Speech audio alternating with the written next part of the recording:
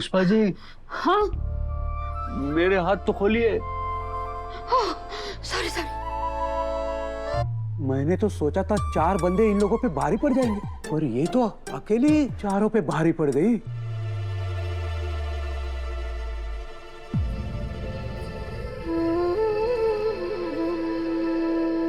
Mummy papa. अनु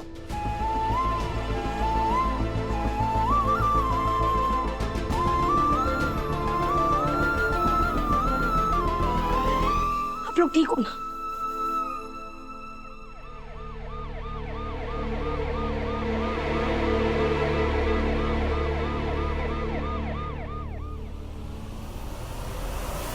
पकड़ लो इन लोगों को, सारा एरिया चेक करो।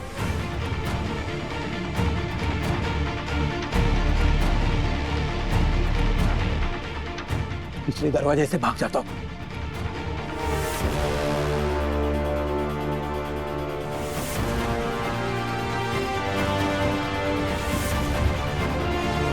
अरे ओ हवलदार भाई साहब, एक रह गया, लेके जाओ।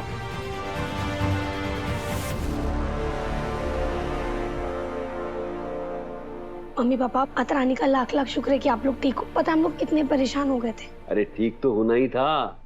जिसकी बीवी पुष्पा रानी हो उसे क्या हो सकता है। ये सारे जो गुंडे देख रहे थे ना, उनको अकेले इसने पटक पटक के मारा है। क्या? मेरे दादाजी है ना पहलवान थे, तो कुछ तो असर होगा ना। वाह मम्मी।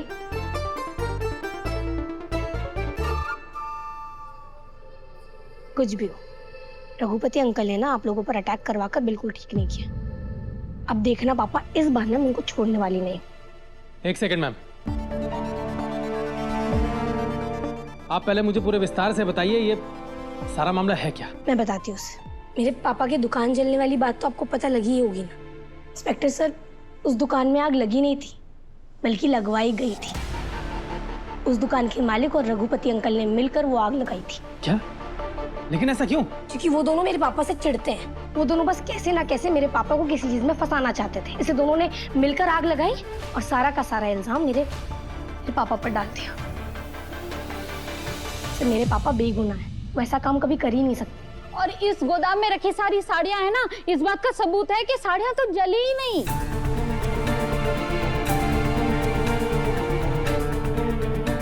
ठीक है, हम जांच करते हैं इस मामले की। सर, हमने सबको तो पकड़ लिया, पर हमको रघुपति कहीं नहीं मिला सर।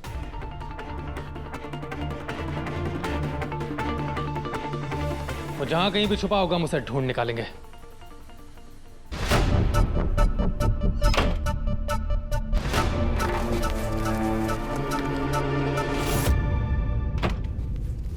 भैया ये बैग क्यों भर रहे हो? कहाँ जा रहे हो आप? भैया एक मिनट, भैया ये शर्ट क्यों फटा है? रजनी, वो पुष्पा से झगड़ा हो गया मेरा। पुष्पा? हाँ। कब? क्यों? अरे वो दुकान में कांड हो गया था ना।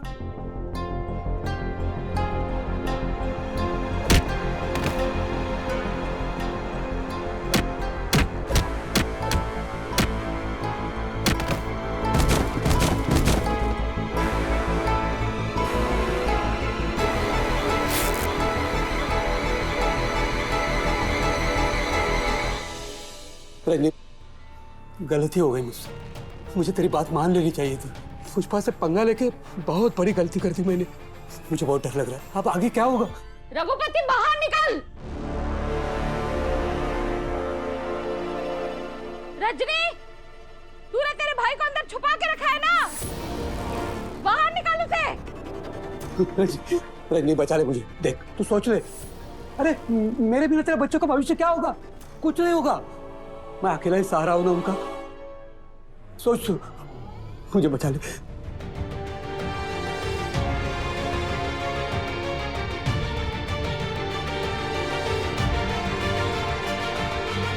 रघुपति के बच्चे बाहर आ।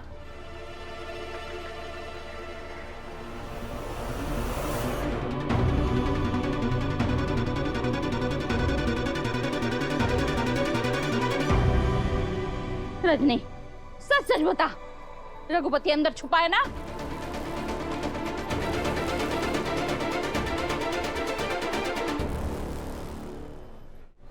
मैंने तो रजनी को साफ साफ बोल दिया कि देख ले, मेरे बिना तेरे बच्चों का फ्यूचर है ही नहीं। अब रजनी मेरे खिलाफ जाने की हिम्मत नहीं कर सकती।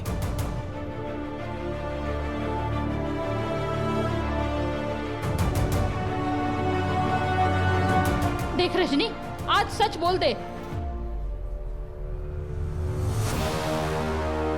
हाँ, वो अंदर ही है।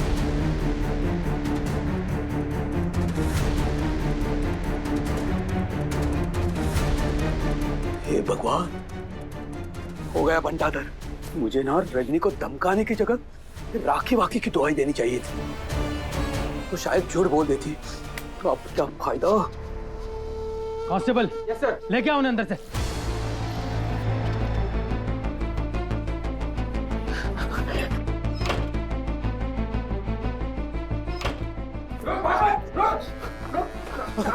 अरे क्या कर रहे हैं? अरे मैंने कुछ नहीं किया। अरे छोड़िए मुझे। अरे मैंने कुछ नहीं किया।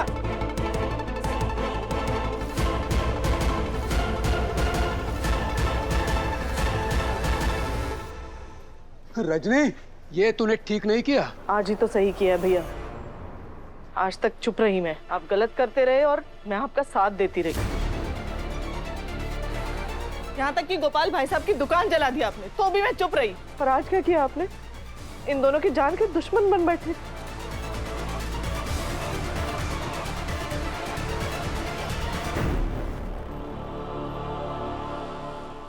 नहीं, मैं अब और आपके पापों में भागीदार नहीं बन सकती। अरे कैसी बातें कर रही है तू? अरे भाई हूं मैं तेरा। और किसी के गुनहगार भी हैं आप। बस कीजिए, कितनी बार कितना इमोशनल ब्लैकमेल करेंगे आप रजनी आंटी को? और किस रिश्ते की दुहाई दे रहे हैं? आप जैसे लोग ना प्यार के लिए रिश्ते नहीं निभाते, सिर्फ और सिर्फ अपने फायदे के लिए निभाते हैं। जब पता चला मैं आर्य सर की कंपनी में काम करती हूँ तो मेरा रिश्ता विपिन के साथ फिक्स कर दिया। जब ये पता चला कि शादी के बाद उनकी कंपनी के साथ डील नहीं कर पाओगे तो रिश्ता कैंसिल कर दिया। जब मेरी मम्मी ने आपकी सच्चाई पता की और रिश्ता तोड़ा तो आपने दिल में खुन्नस पाल ली है ना कि छोटी मोटी हरकतों तक ना फिर भी ठीक था रघुपति अंकल, और आपने मेरे पापा की दुकान जलाकर बिल्कुल ठीक नहीं किया।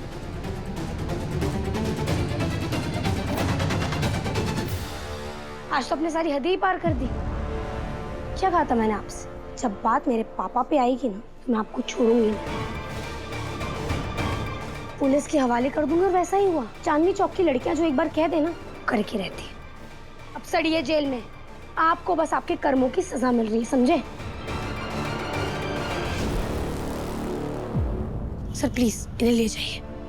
चलिए। रजनी, मेरे बिना देखना आटे दाल के भाव याद आएंगे तुझे। और तू विपिन, तू तो मेरा अपना बेटा था ना। बाप से गद्दारी की तूने। माफ नहीं करूंगा तुझे, माफ नहीं करूंगा मैं।